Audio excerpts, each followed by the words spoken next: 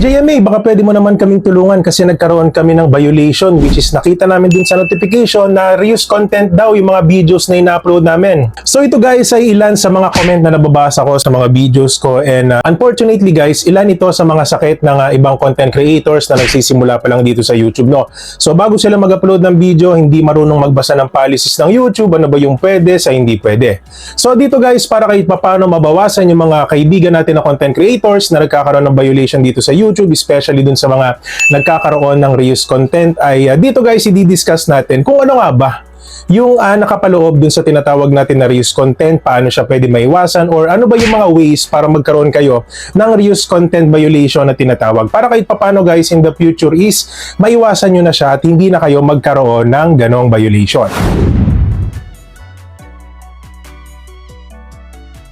So bago natin simulan itong vlog na to guys, ako pala si DJMA, and most of my videos ay nakapokus sa YouTube tips, pagbibigay ng advice sa YouTube, nagbibigay din tayo ng mga latest updates sa kung ano ba yung mga update ni YouTube time to time. Nagbabahagi din tayo ng ilang ideas about sa live streaming applications na pwede nyo pagkakitaan online kahit nasa bahay lang kayo. So pag sinabing reuse content guys, is ito yung parang sobrang liwanag, nakitang-kita mo dun sa video na hindi ito galing sa'yo or hindi ikaw yung mismong gumawa. Sabihin natin ito yung mga contents na in-upload mo sa channel mo na naka-upload na sa ibang platform, or sabihin natin hindi nga ikaw yung original na gumawa or hindi sa'yo original na nagmula. So hindi mo siya transform, hindi mo man lang inedit, hindi mo man lang nilagyan ng any commentary para kahit papano is matransform mo siya sa isang content na masasabi natin na pasok sa tinatawag natin na fair use. Okay? So ito kasi madalas yung nagiging problema ng iba guys, na dahil nga bago sila sa YouTube is kulang sila sa kaalaman, especially dun sa tinatawag natin na reuse content. And sa YouTube kasi guys, once na magkaroon ka dito ng violation, katulad yan ang sinasabi ko sa mga nakaraang vlogs natin, na hindi ganun kadali mawala yung violation dito, especially meron niyang significant days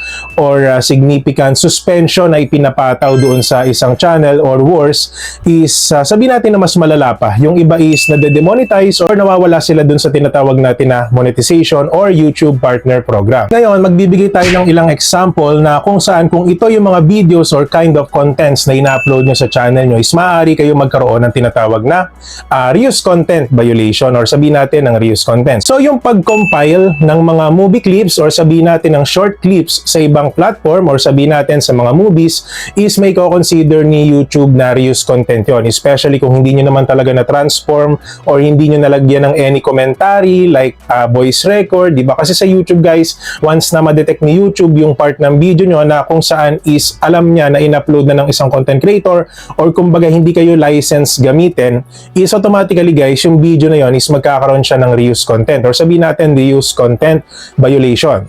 Okay, which is ayaw naman natin na mangyari sa channel natin yon, kasi hanggat maaari guys, gusto natin na maging malinis yung channel natin sa mga ganong klaseng violations, kasi katulad ng sinabi ko kanina, ito yung magiging reason para kahit papano na mawala kayo sa YouTube Partner Program or ma-reject kayo once na mag-apply kayo sa monetization. Kaya para sa akin guys, iwasan nyo yung pag-compile ng mga clips, even though yan is sabihin natin na kinompile nyo, no? So yung ibang gagawin pa, kukuha lang ng ilang seconds dun sa clip na yon, tapos i-compile nila without knowing na pwedeng ma-detect ni YouTube yun as a reuse content, no? Which is para sa atin is mahirap pag nagkaroon tayo ng mga reuse content sa videos natin, lalo na pag nag-trending, di ba? So pag nag-trending ang reuse content, paano kung ipa-delete siya ni YouTube? So lahat ng data ng content na yon is mawawala, like watch hours, so views mawawala din. So meaning, like for example, malapit ka na ma-monetize, and because of that video, na-reach mo yung 4,000 watch hours, pero sa kasamang palad, pinapa-delete siya ni YouTube. So no choice tayo guys, kundi i-delete yon.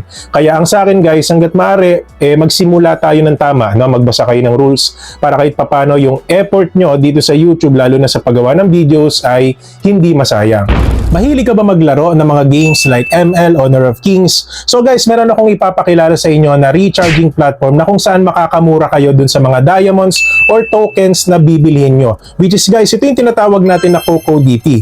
So dito sa CocoDP guys, makikita nyo may mga games, may mga live streaming platforms, iba't ibang klaseng games na kung saan alam ko na sikat ngayon. At ang kagandahan kasi dito guys sa CocoDP, sobrang mura lang ng presyohan nila. So example natin guys, dito tayo sa Honor of Kings. So yung step 1 guys, no, pumili kayo ng package, depende po dun sa package na gusto nyo. So mas malaki yung package guys, mas makakamura kayo. Kaya kung titignan nyo guys, sold out na yung dalawa doon sa pinakamalaking package ng HOK tokens. Yung pangalawa naman guys is yung payment method. I suggest guys kung gagamit kayo ng payment method, pwede nyo gamitin yung KuCoin kasi sa KuCoin guys up to 1% yung pwede nyong matipid once na bumili kayo ng package dito. Yung pangatlo naman guys, dapat tama po yung email nyo, no? Para kahit papano yung notification na marireceive nyo is makukuha nyo siya dun sa mismong email nyo. Kasi guys, ito yung gagamitin nyo para i-redeem yung code na yon. So paano ba tayo pwede mag-redeem ng code? Lalo na sa HOK. So sabi dito guys, check the code in the email sent by CocoDP, access the website na nakalagay doon sa email. So click nyo po yun guys, and then yung last step is i-enter nyo po yung code doon sa enter redeem code para po kahit papano is ma-confirm natin and makuha natin yung code or yung token na bibili natin. So ganun lang guys kadali dito sa CocoDP. And para sa akin guys, visit CocoDP today at hindi kayo magsisisi kasi guys, fast transaction, murang-mura lang yung mga coins, yung tokens dito. And for sure guys, matutuwa kayo at baka time to time, dito na rin kayo bumili. So yun lang guys, maraming salamat. So yung pag-compile guys ng mga short video sa ibang platform is kino-consider din ni YouTube na malaki ang chance na magkaroon kayo ng tinatawag na reuse content. Pero kung sabihin natin guys na original na video mo na in-upload sa ibang platform tapos i-compile mo siya sa sariling YouTube channel mo, ayun guys, hindi kayo magkakaroon ng violation doon kasi original na videos nyo. Pero kung sabihin natin guys na kumuha kayo ng short video sa ibang content creator like sa Facebook, dinownload nyo yung video ng comedian na ito dahil nga nakakatawa. So dahil alam nyo sa sarili nyo na makakahakot kayo ng views. So ikaw naman ang ginawa mo is kinompile mo lahat ng videos niya or yung short videos niya and then in-upload mo siya doon sa ginawa mong YouTube channel. Kasi alam mo sa sarili mo na pwedeng mag-trending ito at ito yung maging reason para makuha mo yung requirements ni YouTube. But unfortunately guys, madalas na de-detect din ito ni YouTube na reuse content, which is para sa akin guys, masasayang lang din yung effort nyo, no? Kasi alam ko guys, nag-effort din kayo sa pag-edit, sa pag-compile ng videos, pero katulad nga ng sinabi ko guys, hindi ko siya matatawag na tunay na effort kasi hindi ikaw ang original na gumawa. And honestly, parang ninakaw mo lang yung video na yon sa isang content creator na siya yung nagpakahirap mag-isip ng content and then i-upload mo na lang ng basta-basta doon sa channel na ginawa mo. So para sa akin guys, no, talagang may karapatan si YouTube na bigyan ka ng tinatawag natin na violation. Lalo na kung na-consider niya na reuse content yung ginawa mo mga short videos na kinompile mo lang sa isang video. So ito guys, marami din nagsasabi sa akin na DJ May, okay lang ba na mag-upload kami ng mga songs or sabihin natin yung mga song albums sa aming channel, no? Kasi ang gagawin namin DJ is i-compile naman namin siya. So for sure, hindi naman siguro siya madedetect na copyrighted. Pero guys, katulad ng sinabi ni YouTube, yung pag-compile ng mga songs or albums sa iba't ibang artists or iba't ibang songwriters is bawal din po yan sa YouTube guys. Kasi honestly, hindi po tayo license na gumamit ng content na hindi po sa atin. Okay? So kaya minsan guys, ako nalulungkot ako pag may nakikita ako ng mga content creators na gumagawa ng content about video okay, karaoke, yung mga lyrics content. Kasi alam ko sa sarili ko guys na yung ganong klaseng content is sobrang liit ng chance na makalusot sa tinatawag natin na monetization. So kung makalusot man siya is parang ang nangyayari dito guys is hindi lahat ng videos niya is na monetize. Kasi guys, pagdating sa YouTube, every videos natin, may kanya-kanya siyang monetization option. Okay? So pag sinabi kong may kanya-kanyang monetization option is that yung monetization is sa lahat ng ating videos. Pero every videos, meron yan specific monetization. Okay, kaya nga yung mga videos natin sa YouTube, mapaluma, mapabago, as long as monetize yan at may nanonood, kikita at kikita tayo. Pero dun sa music guys, katulad ng sinabi ko is, ikino-consider din ni YouTube na violation ang paggamit ng music or pag-upload ng music or sabihin natin lyrics content na hindi naman talaga license na gamitin nyo. Tapos i-upload nyo sa channel nyo. So parang sinasabi ni YouTube guys na i-consider na yon as a reuse content. Which is para sa akin guys, ang hirap gumawa ng lyrics video. Pero hindi naman all the time porke nahirapan ka is papayag ang YouTube. Okay, kaya para sa akin guys, dun sa mga bagong nagsisimula pa lang, dun sa mga nagbabalak gumawa ng lyrical videos, lyrical content like karaoke, ako na yung magsasabi sa inyo guys na hanggat kaya nyong humanap ng ibang niche, maghanap na kayo kaysa naman mag-invest kayo ng time sa paggawa ng video okay or karaoke contents, and then eventually di kalaunan is madedemonetize din kayo, or maaaring ito pa yung maging reason para hindi kayo matanggap sa YouTube Partner Program. Tapos ito guys, kino-consider din ng YouTube na violation, or sabihin natin once na in-upload mo itong ganitong klaseng video sa channel mo is may ko-consider niya na reuse content yung mga ginagawa mong ganitong klaseng videos, no?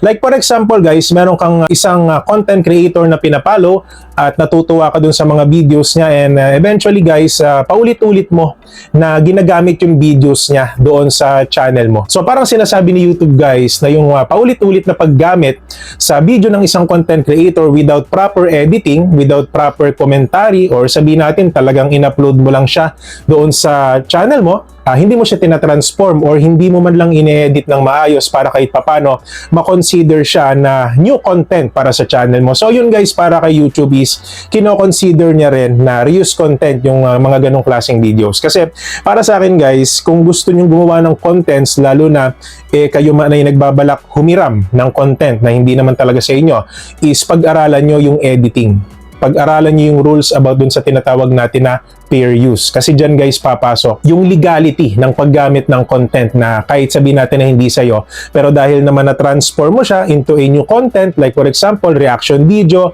or commentary, di ba? Kasi madalas guys, mapapansin nyo bakit may mga content creators na nagko-comment or nagre-reaction video sila doon sa mga contents ng content creator na sabihin natin gumagawa ng videos time to time, pero hindi sila nagkakaroon ng violation. Di ba, hindi sila, sabihin natin, tuloy-tuloy yung pagpasok ng revenue sa kanilang mga channels. So, ibig sabihin guys, pasok siya dun sa tinatawag natin na fair use. Kasi guys, panibagong content kung tawagin ang reaction video, even though ginamit nito yung video ng content creator na yon, pero at least guys, nagkaroon siya ng panibagong content, which is nag-react siya or nagbigay siya ng commentary doon sa video ng content creator na pinapalo niya. Which is para sa akin guys, isang effective way yun para kahit papano makahakot kayo na madaming views, madaming subscribers dito sa YouTube. Especially kung nagustuhan ng mga magiging viewers mo yung way mo kung paano ka magpaliwanag, kung paano ka mag-react. And at the same time, yung authenticity, pag nakita nila yung authentic way mo kung paano ka mag-react dun sa video na sabihin natin, ginagamit mo is talagang for sure dadami at dadami ang followers mo dun or subscribers kung tawagin. At ang kagandahan pa nun guys, is illegal yun kasi pasok yun dun sa tinatawag natin na fair use. And alam nyo ba guys na madalas kino-consider din ni YouTube na reuse content yung pag-promote nyo ng ibang mga video sa channel nyo. Lalo na pagka may nakita itong clips or na-detect ni YouTube yung clip na ginamit nyo. Like kahit umabot man ito ng 5 seconds, 10 seconds. Mas delikado kasi guys, lalo na pagka yung in-upload nyo na video doon sa inyong channel, sabihin natin na naka 16:9 yung aspect ratio. So kumbaga, kitang-kita doon sa screen na talagang parang in-upload mo lang. So yun guys, no, sabihin natin 5 seconds, 10 seconds mahigit is even though ang intention mo lang naman is to promote that video ng paborito mong content creator, is kino-consider din madalas ni YouTube na reuse content yon. Even though hindi mo naman intention na gamitin yung video na yun, parang gusto mo lang makatulong sa ibang content creators para i-promote yung video nila. Pero guys, sa YouTube kasi, meron silang sariling system dyan na kung saan ito yung nire-review niya kung talagang copyrighted or sabihin natin na reuse content. Okay, kaya para sa akin guys, mag-iingat-ingat din kayo dun sa mga videos na gagamitin mo, even though maganda yung intention mo like to promote his or her video sa channel mo. So para sa akin guys, ingat-ingat din kayo. Huwag kayo basta-basta magpo-promote ng videos na hindi naman sa inyo. So ito pa guys, madalas sa sakit ng ibang Filipino vloggers na nagsisimula pa lang sa YouTube, no. So sobrang hilig nila mag-download ng videos sa iba't ibang klaseng sites. And eventually guys, ang ginagawa lang nila pagka-download nila is rekta upload doon sa channel. So kumbaga, wala man lang any changes na naganap doon sa video, hindi man lang inedit, hindi man lang i-transform sa panibagong content like reaction videos or commentary. So guys, dun sa mga nagko-comment sa akin na DJ May, baka pwede mo kaming tulungan about dun sa reuse content. DJ May, baka naman pwede mo kaming i-guide kung paano ba namin pwede matanggal yung violation namin about sa reuse content. Unfortunately guys, gustong-gusto ko kayong tulungan. Pero sa akin kasi guys, hindi kayo matututo kung hindi nyo mismo i-explore yung way paano kayo pwede makaiwas sa ganong klaseng content. Ang ibig ko sabihin guys, kung nagkaroon kayo ng violation na ganon, is for sure, kaya nyo din itong iwasan ng sarili nyo lang, di ba? Ang ibig ko sabihin guys, kaya nyong iwasan ito na na sa pamamagitan ng iba't ibang klaseng research, like for example, pag-aralan nyo yung iba't ibang rules dito sa YouTube. Kasi madalas yung iba guys, hihingi sila ng tulong. Sasabihan mo ng advice, ganito ang gawin mo, ganito ang ganyan.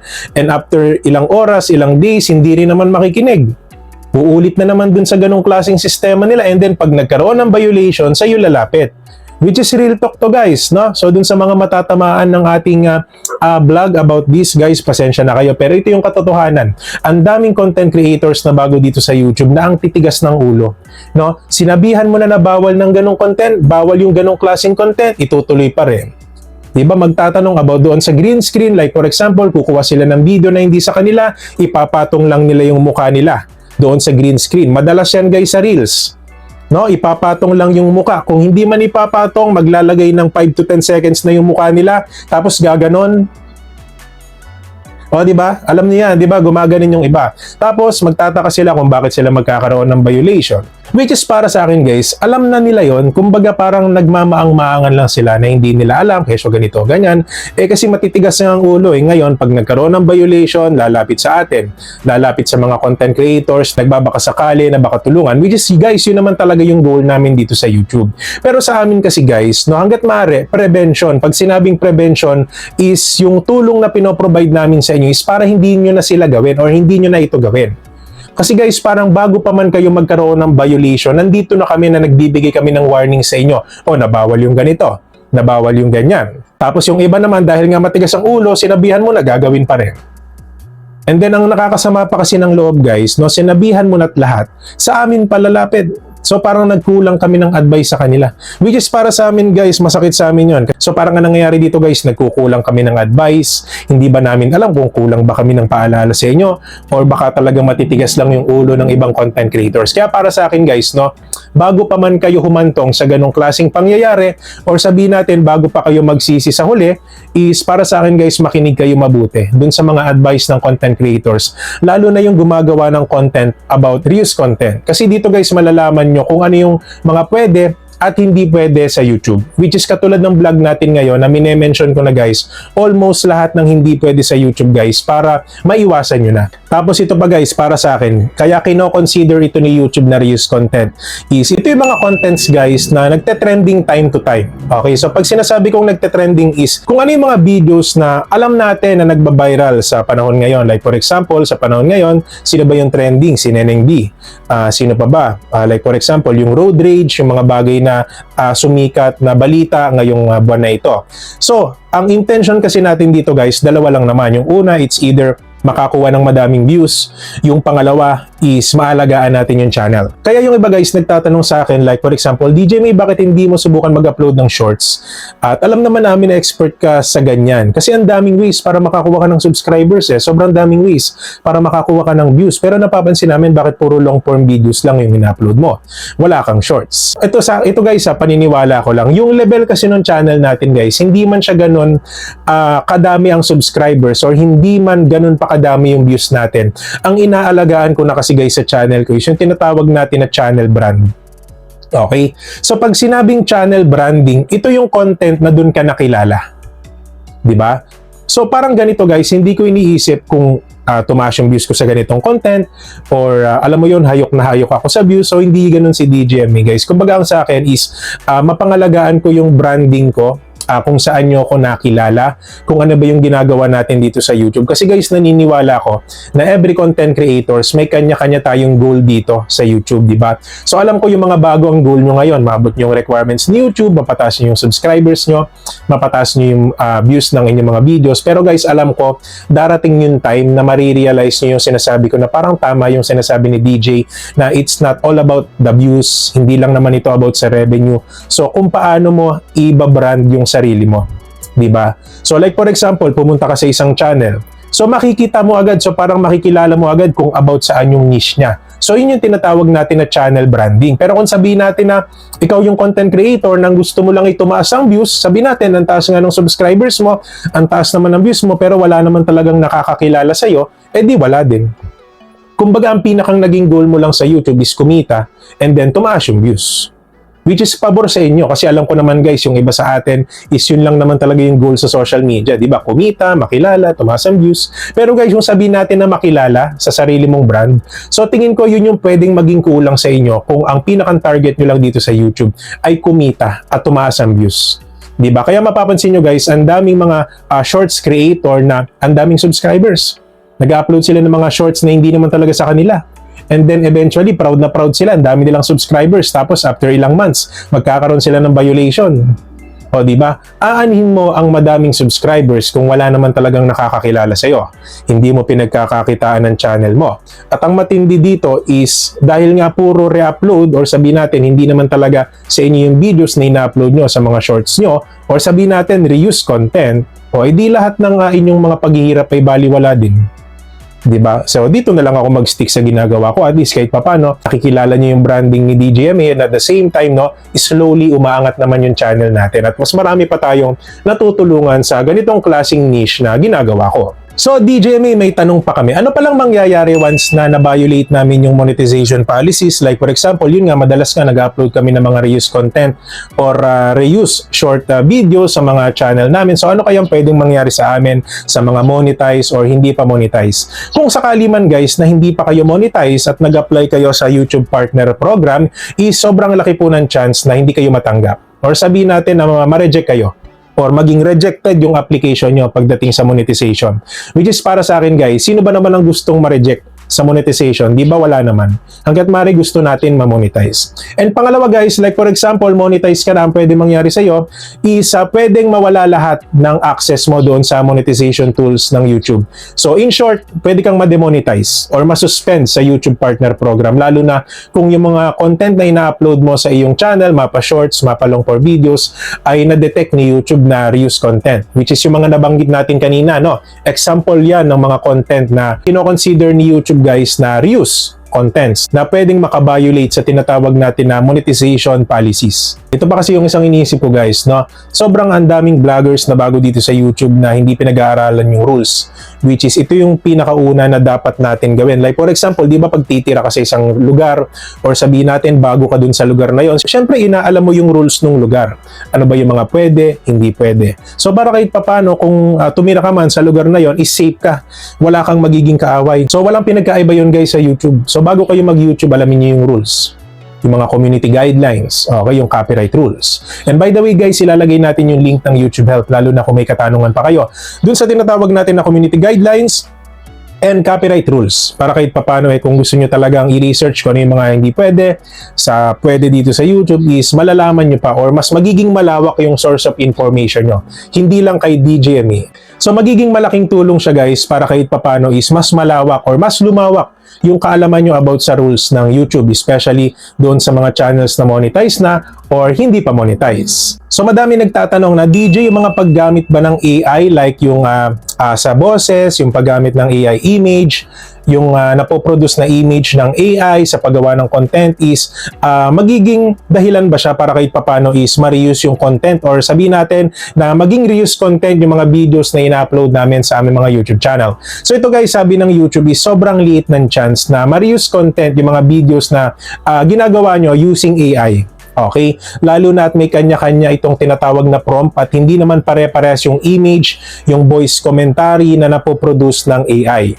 Okay? Pero sinasabi din ni YouTube guys na merong low risk na parang way na ma-detect ni YouTube na pwedeng ma-consider siya na reuse content. Siguro pag na-detect niya na nagkaroon ka ng katulad na sabihin natin image na na-produce ng AI or yung boses na ginamit ng isang content creator, parang na-detect niya, nakaparehas dun sa ginagamit mo. So yun lang yung mga chances na pwedeng i-consider na reuse content ni YouTube yung ina-upload mo sa channel mo, which is ginamitan mo ng mga AI applications. So para sa akin guys, dun sa mga nagtatanong na DJ, safe ba ang paggamit ng AI applications lalo na sa pag-produce ng image, sa pag-produce ng audio, or sabihin natin yung mga prompt na ginagamit namin to produce quality image sa ginagamit naming applications about AI.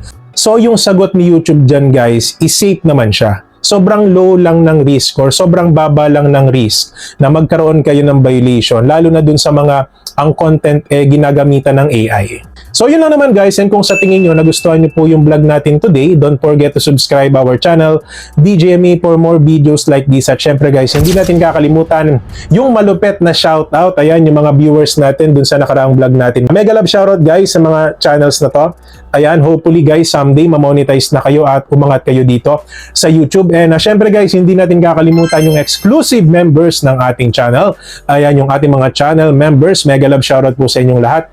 And dun sa mga gusto magpa-member guys, just click the join button. So $1 per month lang po yan. Yung mga perks na pwede nyo makuha is like community, post, monthly exposure sa ating channel. And of course, every end of the video, ayan, sinasama po natin yan sa exclusive members shoutout para kahit papano exposure din po sa kanilang mga channels. And kung sa tingin nyo guys, medyo nabitin pa kayo sa vlog natin today, so meron akong ire-recommend na video dito, especially guys sa mga OFW na nahihirapan gumawa ng content. So guys, dito sa vlog na to na nasa taas, magbibigay ako ng 10 content ideas sa mga OFW na hindi makaisip ng content na pwede nilang gawin kahit nasa bahay lang sila or nagwo-work sila. At syempre guys, sa ilalim nandyan po yung DJMA YouTube tips playlist. At kung talagang nabitin kayo sa vlog natin today, at least guys, pwede nyo pong panoodin itong playlist na ito. So guys, dito ko kinompile lahat ng videos natin about YouTube tips. So yun lang naman guys, see you po sa ating next vlog, and God bless po sa ating lahat.